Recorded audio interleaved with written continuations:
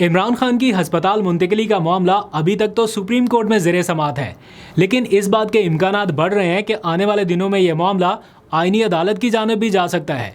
इस हवाले से आज इस्लामाबाद हाई कोर्ट में क्या हुआ, तफसीलात जानिए। अभी हाल ही में ये पिछले 24 से 48 घंटों के अंदर अंदर पीपल्स पार्टी को पीटीआई की जानिब से ये पैगाम भेज दिया गया है। मेरी मिसेस का कल ऑपरेट होना है, वो आज मुझे कह रहे हैं कि अपनी मिसेस को लेके किसी हॉस्पिटल चले जाएं, और अगर आपका बच्चा मर जाता है तो हम रिस्पॉन्सिबल नहीं है, यहाँ पे साइन करें आप।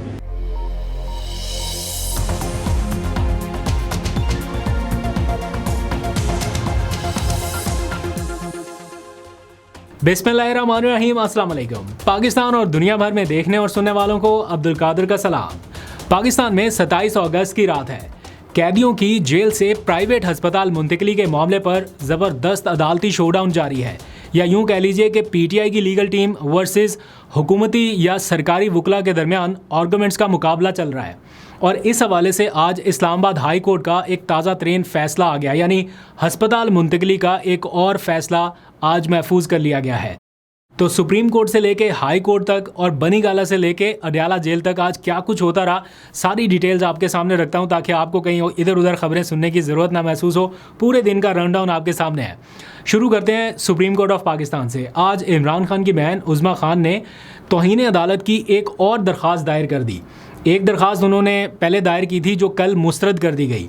अर्ली हेयरिंग की दरख्वास्त दायर की, वो भी मुस्तरद हो गई, लेकिन आज उन्होंने एक बार फिर सुप्रीम कोर्ट का दरवाज़ा खटखटाया और फिर से दरख्वास्त दायर कर दिया कि जनाब ये अर्जेंट नोयत का मामला है, इसलिए तौहीन अदालत की दरख्वास्त सुनी जाए। इस दरख्वास्त में पिछले 10 दिनों में, यानी सुप्रीम कोर्ट के असल फैसले से लेके आज के दिन तक पिछले 10 दिनों में जो कुछ भी हुआ उसकी तफसीलात लिखी गई हैं कि कैसे हुकूमत ने तौहीन अदालत की, कैसे इमरान खान को शिफा की बजाय पिम्स अस्पताल मुंतकिल कर दिया गया, और फिर जो कुछ भी हुआ वो सारी डिटेल्स आपके सामने। तो एक बार फिर तौहीन अदालत की दरख्वास्त दायर की गई, लेकिन आज खबरें चल रही हैं कि रजिस्ट्रार सुप्रीम कोर्ट की जानिब से कहा गया कि जिन ग्राउंड्स के ऊपर पहले से दरख्वास्त मुस्तरद हो चुकी है उसी ग्राउंड के ऊपर अगर दोबारा से दरख्वास्त आएगी तो वो भी मुस्तरद हो जाएगी। तो इसके इम्कानात ज़रा कम लग रहे हैं कि वो एंटरटेन हो। लेकिन पीटीआई की लीगल टीम हर तरह से दबाव बढ़ाना चाहती है, चाहे वो सुप्रीम कोर्ट का फ्रंट हो, चाहे इस्लामाबाद हाई कोर्ट हो, या फिर स्ट्रीट मूवमेंट हो। उसकी भी तफसीलात आपको बताता हूँ, क्योंकि आज स्ट्रीट मूवमेंट के अगले फेज़ का ऐलान किया गया और अब खैबर पख्तूनख्वा नहीं है, रवानगी सिंध की जानिब होगी। उसका आज शेड्यूल जारी कर दिया गया। मुकम्मल तफसील आप थोड़ी देर में जान पाएंगे। लेकिन इस सारी सूरत हाल में एक दिलचस्प ट्विस्ट सामने आया है, वो ये कि आपने पिछले कुछ दिनों में ये खबरें सुनी कि इस्लामाबाद हाई कोर्ट में अडयाला जेल के 3 कैदी पहुंच गए कि जनाब जो सहूलत सुप्रीम कोर्ट इमरान खान को देने जा रही है वही सहूलत हमें भी दी जाए। इस मामले पर जल्दी से वो केस टेकअप हो गया, बेंच बन गया, उसकी समाअत होगी और आज उस केस का फ़ैसला महफूज हो गया। लेकिन इसमें ट्विस्ट क्या है वो मैं आपको बता देता हूँ, क्योंकि आज के इस फैसले के महफूज होने के बाद इस बात के इम्कानात बढ़ रहे हैं कि इमरान खान की हस्पताल मुंतकिली का मामला शायद आईनी अदालत भी जा सकता है। कैसे, वो मैं आपको बता देता हूँ। इस बात को समझना बहुत ही आसान है। 3 कैदियों की जानिब से जो पिटिशन इस्लामाबाद हाई कोर्ट में लाई गई है उसमें आइन के आर्टिकल 199 का हवाला दिया गया है, यानी आइन के आर्टिकल 199 के तहत वो ये रिलीफ मांग रहे हैं। तो जिस दरख्वास्त में आइन का आर्टिकल आ जाए या आइन का हवाला आ जाए तो उसमें बराह रास्त आइनी अदालत कहीं ना कहीं इन्वॉल्व हो जाती है। फॉर एग्ज़ाम्पल, अगर जो भी फ़ैसला है, जो आज फ़ैसला महफूज हुआ है, ये फ़ैसला कैदियों के हक़ में आए तो हुकूमत आइनी अदालत से रजू कर लेगी, और अगर हुकूमत के हक़ में आए तो कैदी जो है वो आइनी अदालत जा सकते हैं। तो इन एनी केस ये हस्पताल मुंतकिली का मामला या प्राइवेट हस्पताल मुंतकिली का मामला आइनी अदालत जा सकता है। उसका एक तरीक़ाकार अभी मौजूद है। तो इस दरख्वास्त का अचानक आ जाना और फिर यकायक लग जाना, इसकी समाअत हो गई, फ़ैसला महफूज हो गया, और टेलीविज़न्स के ऊपर इसकी जिस तरह से कवरेज हो रही है इसको बड़ा हाईलाइट किया जा रहा है। हालांकि इतना आम कैदियों की जो भी पिटिशन्स आती हैं उनको इतना टेलीविज़न के ऊपर हाईलाइट नहीं किया जाता, लेकिन इन 3 कैदियों की इस पिटिशन को ज़्यादा हाईलाइट किया जा रहा है, क्योंकि ये हुकूमत का भी मौक़िफ़ रहा है कि अगर इमरान खान को इजाज़त मिली तो और कैदी भी कहेंगे हमें इजाज़त दी जाए। तो जैसे ही हुकूमत ने यह मौक़िफ़ अपनाया, उधर से 3 कैदी फ़ौरन पहुँच गए इस्लामाबाद हाई कोर्ट। आज उसका फ़ैसला महफूज हो गया। तो इमरान खान की तौहीन अदालत की जो दरख्वास्त है, असली दरख्वास्त, उसकी समाअत होनी है 16 सितंबर को। उससे पहले क्या आईनी अदालत मुतहर्रिक हो सकती है? सबकी नज़रें अब इस तरफ लगना शुरू हो गई हैं। इस केस की समाअत के दौरान जब ये फैसला महफूज हो रहा था तो उस टाइम एडवोकेट जनरल पंजाब, जो कि हुकूमत के एक तरह से नुमाइंदा है पंजाब हुकूमत के, उन्होंने मशरक़ से लेकर मगरिब तक हर वो एग्जाम्पल दे दी कि क्यों कैदी को प्राइवेट हस्पताल मुंतकिल नहीं किया जा सकता, क्यों ज़रूरी है कि उसे सरकारी हस्पताल में ही मुंतकिल किया जाए। कल पिम्स में वाक़या हुआ और आज वो उसकी तारीफ़ें कर रहे थे कि जनाब पिम्स बहुत आला सतह का एक हस्पताल है और इसमें हर किस्म की फैसिलिटी है, तो इसलिए कैदियों को सरकारी हस्पताल ही लाया जाए। इसमें कबाहत क्या है कि अगर वो प्राइवेट किसी हॉस्पिटल चले जाएं, अगर किसी कैदी को अच्छा या बेहतर इलाज प्राइवेट अस्पताल में मिल सकता है तो इसमें हुकूमत को मुखालफत करने की क्या ज़रूरत है।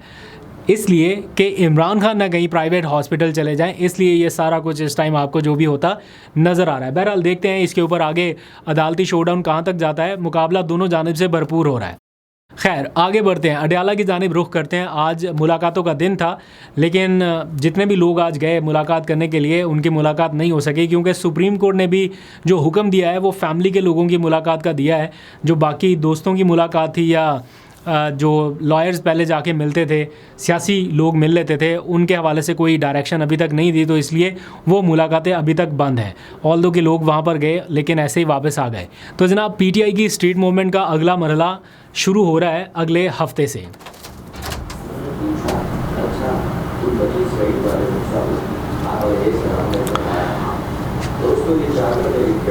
थैंक यू, शुक्रिया।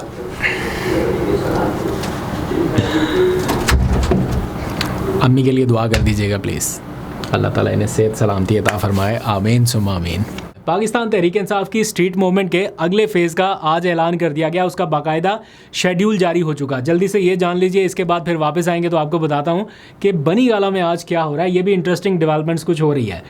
खैर पाकिस्तान तहरीक इंसाफ ने अब खैबर पख्तूनख्वा से निकल के सिंध की जानिब जाने का फ़ैसला किया था। मैं आपको एक दो रोज़ से बता रहा हूँ कि सिंध में अब पावर शो होगा, तो आज उसका बाकायदा शेड्यूल अनाउंस कर दिया गया है। पीटीआई के सेक्रेटरी जनरल सलमान अकरम राजा कराची पहुँच चुके हैं और वहाँ पे जो कराची के ओहदेदारान हैं, हलीम आदिल शेख, फ़हीम खान, बाकी लोग, उनके साथ बैठ के उन्होंने प्रेस कॉन्फ्रेंस की और पूरा एक शेड्यूल जो है वो लोगों के साथ शेयर कर दिया गया और बताया गया कि सुहेल आफरीदी अगले महीने 3 से लेकर 6 सितंबर तक अंदरूने सिंध का दौरा करने जा रहे हैं और इस बार कराची को बिल्कुल आखिर में रखा गया है। मैंने कल के व्लॉग में भी आपको बताया था कि इस बार स्ट्रेटजी थोड़ी बदली गई है कि आगाज़ जो है वो अंदरूने सिंध से होगा और इंटीरियर सिंध को ज़रा टैप करेंगे। वहाँ पे बड़े बड़े पावर शो जो हैं वो आपको देखने को मिलेंगे। तो इसका आगाज़ होने जा रहा है रहीम यार खान से, फिर जैकबाबाद, सखर, लाड़काना, शिकारपुर, नवाब शाह, सांगड़, खैरपुर, इस तरह से होते होते 4 सितंबर को कराची में पावर शो होगा। यानी कराची में एक बड़ा जलसा करने का इन्होंने ऐलान किया शाहराह कायदीन पर।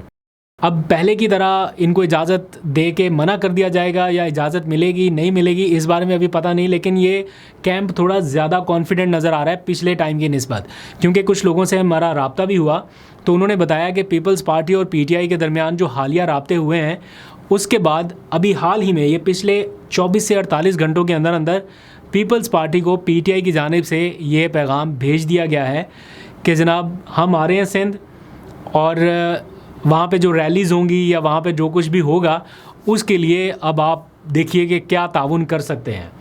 अब उन्होंने गेज करना है, कल या परसों जुम्मे के दिन एक रैली होनी है अंदरूने सिंध।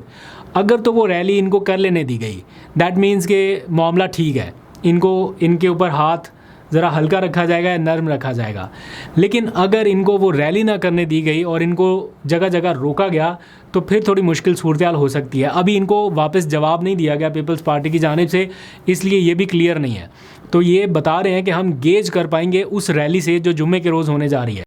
जाते जाते अब ज़रा जिक्र करते हैं बनी गाला में क्या हो रहा है। मैंने आपको स्टार्ट में भी बताया था, इस बार बनी गाला इमरान खान या पीटीआई के हवाले से नहीं, मुस्लिम लीग नवाज़ के हवाले से इम्पॉर्टेंट हो गया, क्योंकि आज़ाद कश्मीर के वज़ीर-ए-आज़म का इंतखाब होने जा रहा है चंद ही घंटों के बाद।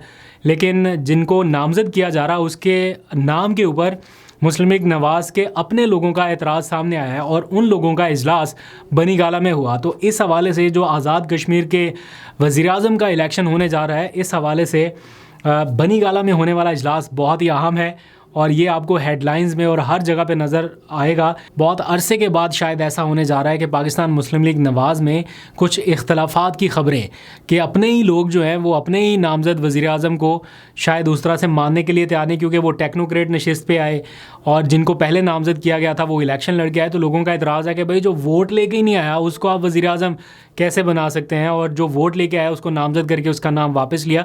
तो कुछ इस किस्म की ख़बरें जो है वो गर्दिश कर रही हैं। बहरहाल जो भी इसका फॉलोअप होगा आपको बताएंगे, लेकिन बनी गाला में आज इस हवाले से बहुत अहम मुशावरत जारी है।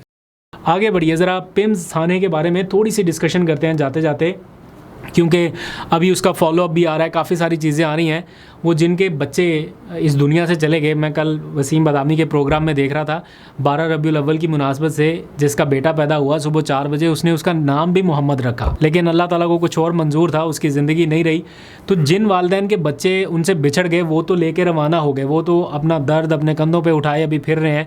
वो कहते हैं ना, जितना छोटा जनाजा हो उतना उसका बोझ ज़्यादा होता है। ऐसी ही सूरत हाल कुछ आज देखने में आई।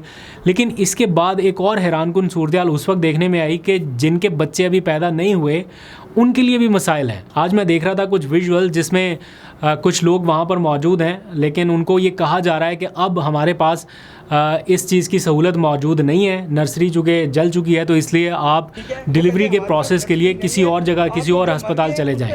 तो आज मैं एक आदमी को देख रहा था जो अपनी अहलिया को लेके आया, तो उसने बताया कि यहाँ पे एडमिट करने से इनकार कर दिया गया है और हमें कहा जा रहा है कि आप किसी और अस्पताल चले जाएं और कल एक्सपेक्टेड है कि उनके यहाँ बच्चे की विलादत हो। तो वो इस मुश्किल सूरत हाल से दो चाह रहे हैं कि 24 घंटे गुजर गए इस वाक़े को, तो क्या अभी इनके पास अब ये फैसिलिटी है ही नहीं कि किसी नए मरीज़ को एडमिट कर सके? क्या उन्होंने कहा, ज़रा आप ये देखिए और मुझे दीजिए इजाज़त। अपनी राय का इज़हार ज़रूर कमेंट सेक्शन में कीजिएगा।